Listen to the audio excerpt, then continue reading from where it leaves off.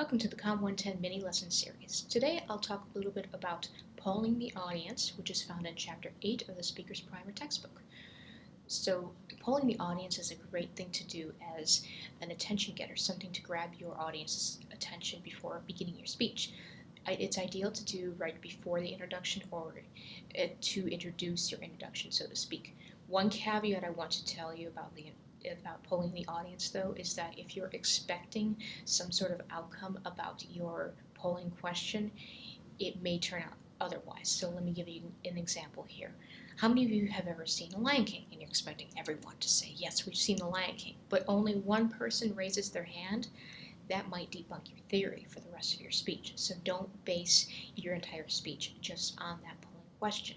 However, it is a very good way to gauge the flow or the potential flow of your speech. So say, for example, how many of you are allergic to some food product, and say like 5 people out of 20 raise their hands. And then you say, okay, how many of you are allergic to milk, soy, peanuts, gluten, something like that, shellfish, and then say two out of those 5 people raise their hands, and you say, okay, that's 40% of you. So 40% out of you who are allergic to foods are allergic to these very popular, very notorious things to be allergic to.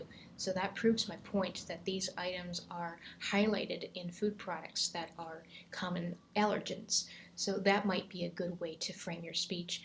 Or another thing that you might want to do too is prime your audience beforehand and see exactly how many people are going to be responding in a certain way. Now, this is one form of audience analysis. There are other ways that you can analyze your audience prior to your speech, so that way you can get a good gauge of your speaking situation.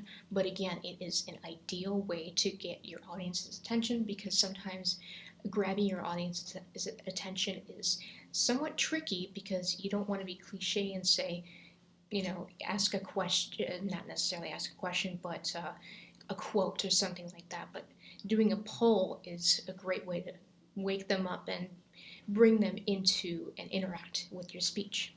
Thank you. I hope this helps you with your future speeches.